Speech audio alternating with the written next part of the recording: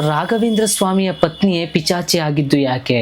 ರಾಘವೇಂದ್ರ ಸ್ವಾಮಿಯವರ ಪತ್ನಿ ಗಂಡನ ಜೊತೆ ಇರದೆ ಬಾವಿಗೆ ಹಾರಿ ಪ್ರಾಣವನ್ನ ಕಳೆದುಕೊಂಡಿದ್ದಾದ್ರೂ ಯಾಕೆ? ಹಾಗಾದ್ರೆ ರಾಘವೇಂದ್ರ ಸ್ವಾಮಿಗಳು ಅಂತ ತಪ್ಪನ್ನಾದ್ರೂ ಏನ್ ಮಾಡಿದ್ರು? ಅಷ್ಟಕ್ಕೂ ರಾಘವೇಂದ್ರ ಸ್ವಾಮಿಯವರ ಪತ್ನಿ ಪಿಚಾಚಿಯಾಗಿ ಅವರ ಮುಂದೆ ಬಂದಾಗ ಅಷ್ಟಕ್ಕೂ ರಾಘವೇಂದ್ರ ಸ್ವಾಮಿಗಳು ಮಾಡಿದ್ದೇನಾದ್ರು ಅಂತ ಗೊತ್ತಾ? ರಾಘವೇಂದ್ರ ಸ್ವಾಮಿಯವರ ಅಚ್ಚರಿ ಸತ್ಯಗಳನ್ನ ಇವತ್ತು ನಿಮ್ಮ ಮುಂದೆ ತರುವಂತ ಪ್ರಯತ್ನ. ರಾಘವೇಂದ್ರ ಸ್ವಾಮಿಯವರ ನಿಜವಾದ ಹೆಸರು ಬಂದ್ಬಿಟ್ಟು ವೆಂಕಟನಾಥ ಎಂದು. ಈ ವೆಂಕಟನಾಥನು ಬಾಲ್ಯದಲ್ಲಿಯೇ ತುಂಬಾ ಬುದ್ಧಿವಂತನಾಗಿದ್ದ.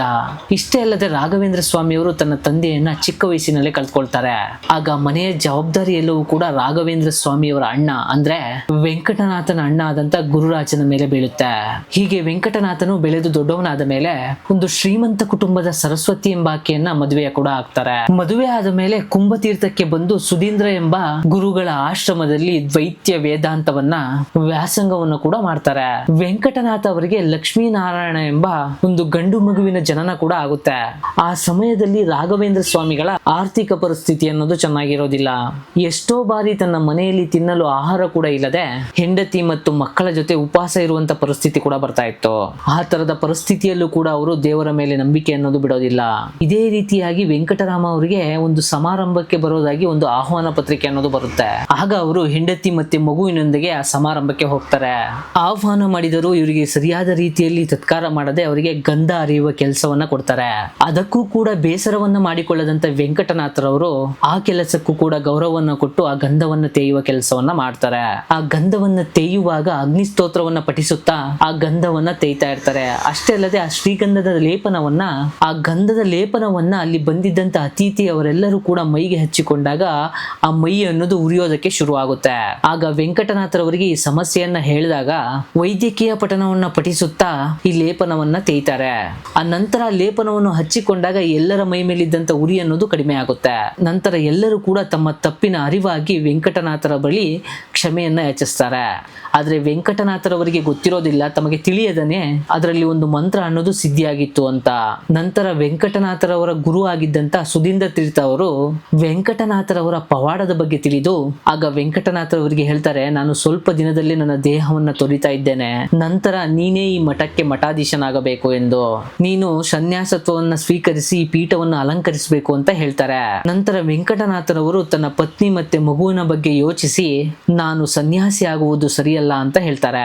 ಆಗ ಗುರುಗಳು, ಇಲ್ಲ ವೆಂಕಟನಾಥ, ಸಾಕ್ಷಾತ್ ಭಗವಂತನೇ ನನ್ನ ಕನಸಿನಲ್ಲಿ ಬಂದು ವೆಂಕಟನಾಥನೇ ಈ ಮಠದ ಮಠಾಧೀಶನಾಗಬೇಕು ಅಂತ ಹೇಳಿ ಸೂಚಿಸಿದ್ದಾರೆ ಅಂತ ಹೇಳ್ತಾರೆ. ಇಷ್ಟೆಲ್ಲ ಹೇಳಿದರೂ ಕೂಡ ವೆಂಕಟನಾಥರವರು ಇದು ನನ್ನ ಕೈಲಿ ಆಗೋದಿಲ್ಲ ಅಂತ ಹೇಳಿ ಅದನ್ನ ತಿರಸ್ಕರಿಸಿ ಅಲ್ಲಿಂದ ಹೊರಟು ಹೋಗ್ತಾರೆ.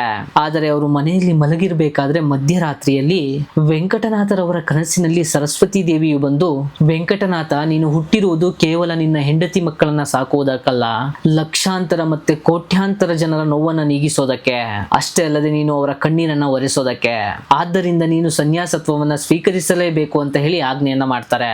ಇದರಿಂದಾಗಿ ವೆಂಕಟನಾಥರವರು ಸನ್ಯಾಸಿ ಆಗುವುದಕ್ಕೆ ಒಪ್ಪಿಕೊಳ್ತಾರೆ.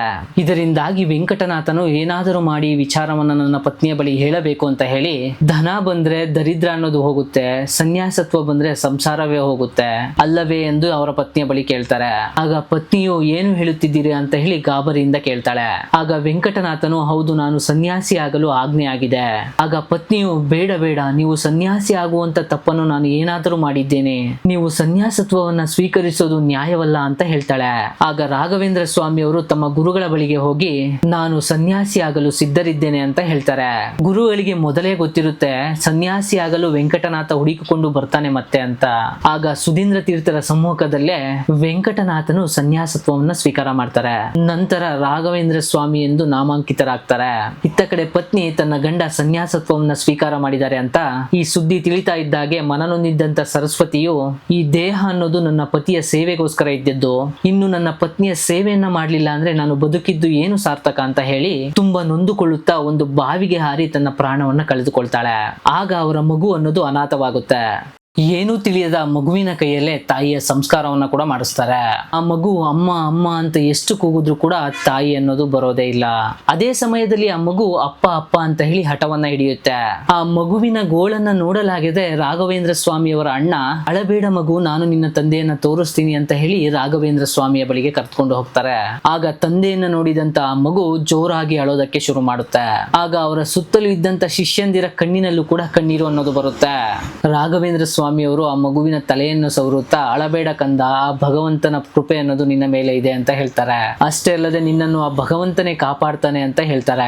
ಒಂದು ಕಡೆ ತನ್ನ ಪತ್ನಿಯನ್ನ ಕಳೆದುಕೊಂಡಿದ್ರು, ಒಂದು ಕಡೆ ಮಗು ಅನಾಥವಾಗಿದ್ರು ಕೂಡ ಆ ನೋವನ್ನೆಲ್ಲ ತಡೆದುಕೊಂಡು ರಾಘವೇಂದ್ರ ಸ್ವಾಮಿಗಳು ಶಾಂತವಾಗಿದ್ರು. ಹಾಗೆ ಸ್ವಲ್ಪ ದಿನಗಳ ಕಳೆದ ಮೇಲೆ ರಾಘವೇಂದ್ರ ಸ್ವಾಮಿಯವರ ಪತ್ನಿಯಾದಂತ ಸರಸ್ವತಿಯು ಅನೇಕ ಆಸೆಗಳನ್ನು ಇಟ್ಟುಕೊಂಡು ನೋವಿನಿಂದ ಅತಿ ಚಿಕ್ಕ ವಯಸ್ಸಿನಲ್ಲೇ ಬಾವಿಗೆ ಹಾರಿ ತನ್ನ ಪ್ರಾಣವನ್ನ ಕಳೆದುಕೊಂಡಿದ್ದರಿಂದ ಆಕೆಯ ಆತ್ಮ ಅನ್ನೋದು ಪಿಚಾಚಿಯಾಗಿ ಅಲಿಯೋದಕ್ಕೆ ಶುರು ಮಾಡುತ್ತೆ. ಆಗ ರಾಘವೇಂದ್ರ ಸ್ವಾಮಿಯವರ ಪತ್ನಿಯ ಆತ್ಮ ಅನ್ನೋದು ರಾಘವೇಂದ್ರ ಸ್ವಾಮಿಗಳನ್ನ ನೋಡಬೇಕು ಅಂತ ಹೇಳಿ ಅವರ ಇರುವ ಬಳಿಗೆ ಹುಡುಕಿಕೊಂಡು ಬರುತ್ತೆ. ನಾನು ನಿಮ್ಮ ಸರಸ್ವತಿ ಬಂದಿದ್ದೇನೆ ಸ್ವಾಮಿ ಅಂತ ಹೇಳುತ್ತೆ. ಆಗ ರಾಘವೇಂದ್ರ ಸ್ವಾಮಿಗಳು, ನೀನು ಆತರ ಪಟ್ಟು ಬಿಟ್ಟೆ ಅಂತ ಹೇಳ್ತಾರೆ. ಆಗ ಪತ್ನಿಯು, ಆತುರ ಪಟ್ಟದ್ದು ನಾನಾ ಅಥವಾ ನೀವಾ ಅಂತ ಹೇಳ್ತಾರೆ. ನೀವು ಹೆಂಡತಿ ಮಕ್ಕಳಿದ್ದರೂ ಕೂಡ ಸನ್ಯಾಸಿಯಾಗಿದ್ದು ನ್ಯಾಯ, ನಿಮ್ಮ ಮೇಲೆ ಇದ್ದಂತ ಪ್ರೀತಿಗೆ ನನ್ನ ಪ್ರಾಣವನ್ನ ಕಳೆದುಕೊಂಡಿದ್ದು ನಾನು ಪಾಪವಾ ಅಂತ ಹೇಳ್ತಾಳೆ. ಆಗ ರಾಘವೇಂದ್ರ ಸ್ವಾಮಿಗಳು, ನಾನು ಲೋಕ ಸೇವೆಗಾಗಿಯೇ ಸನ್ಯಾಸತ್ವವನ್ನ ಸ್ವೀಕಾರ ಮಾಡಿದ್ದೇನೆ, ಕೇವಲ ನಿನ್ನ ಪತಿಯಾಗದೆ ಇಡೀ ಲೋಕಕ್ಕೆ ನಿನ್ನ ಪತಿ ಆದರ್ಶವಾಗುವುದು ಹೆಚ್ಚಲ್ಲವೇ ಅಂತ ಹೇಳ್ತಾರೆ. ಆಗ ತನ್ನ ಪತ್ನಿಯು ಕೂಡ ಅದಕ್ಕೆ ಒಪ್ಪಿ ತಲೆಯನ್ನ ಬಾಗ್ತಾಳೆ. ಆಗ ತನ್ನ ಒಳ್ಳೆಯ ಪತ್ನಿಯು ಪಿಚಾಚಿಯಾಗಿ ಅಲಿಯುವುದನ್ನ ನೋಡಲಾಗದೆ ರಾಘವೇಂದ್ರ ಸ್ವಾಮಿಗಳು ತೀರ್ಥವನ್ನ ಅವಳ ಮೇಲೆ ಪ್ರೋಕ್ಷಣೆಯನ್ನ ಮಾಡಿ ಅವಳ ಆತ್ಮಕ್ಕೆ ಶಾಂತಿ ಸಿಗುವಂತೆ ಮಾಡಿ ಆಕೆಯನ್ನ ಸ್ವರ್ಗಕ್ಕೆ ಕಳಿಸ್ತಾರೆ. ಈಗ ನೀವು ನೋಡಿದ್ರಲ್ಲ, ರಾಘವೇಂದ್ರ ಸ್ವಾಮಿಗಳು ಜನಗಳ ಸೇವೆಗಾಗಿ ಮತ್ತೆ ಲೋಕ ಕಲ್ಯಾಣಕ್ಕಾಗಿ ಬಂದು ನಿಂತಾಗ ತನ್ನ ಪತ್ನಿಯನ್ನೇ ಕಳೆದುಕೊಳ್ತಾರೆ. ಅಷ್ಟೇ ಅಲ್ಲದೆ ಮತ್ತೊಂದು ಕಡೆ ತನ್ನ ಮಗುವು ಕೂಡ ಅನಾಥವಾಗುತ್ತೆ. ಈ ರೀತಿಯಾಗಿ ಎಲ್ಲವನ್ನ ತ್ಯಾಗ ಮಾಡ್ತಾರೆ. ರಾಘವೇಂದ್ರ ಸ್ವಾಮಿಯವರ ತ್ಯಾಗವನ್ನ ಕಂಡು ನಿಮ್ಗೆ ಏನ್ ಅನ್ನಿಸ್ತು ಅಂತ ಕಮೆಂಟ್ ಬಾಕ್ಸ್ ಅಲ್ಲಿ ತಪ್ಪದೆ ತಿಳಿಸಿ. ಅಷ್ಟೇ ಅಲ್ಲದೆ ರಾಘವೇಂದ್ರ ಸ್ವಾಮಿ ಭಕ್ತರು ಯಾರೆಲ್ಲ ಇದ್ದೀರಾ, ದಯವಿಟ್ಟು ವಿಡಿಯೋಗೊಂದು ಲೈಕ್ ಒತ್ಬಿಟ್ಟು ಈ ವಿಡಿಯೋನ ತಮ್ಮ ಸ್ನೇಹಿತರಿಗೂ ಕೂಡ ಶೇರ್ ಮಾಡಿ ಅಂತ ಹೇಳ್ತಾ, ಹಾಗೆ ಕಮೆಂಟ್ ಬಾಕ್ಸ್ ಅಲ್ಲಿ ರಾಘವೇಂದ್ರ ಸ್ವಾಮಿಯ ಬಗ್ಗೆ ನಿಮ್ಮ ಅನಿಸಿಕೆಯನ್ನು ತಿಳಿಸೋದನ್ನ ಮರೆಯಕ್ಕೆ ಹೋಗ್ಬೇಡಿ. ಮತ್ತೆ ಇದೇ ತರ ವಿಡಿಯೋ ಜೊತೆ ಸಿಗೋಣ. ಅಲ್ಲಿವರೆಗೂ ಜೈ ಗುರು ರಾಘವೇಂದ್ರ.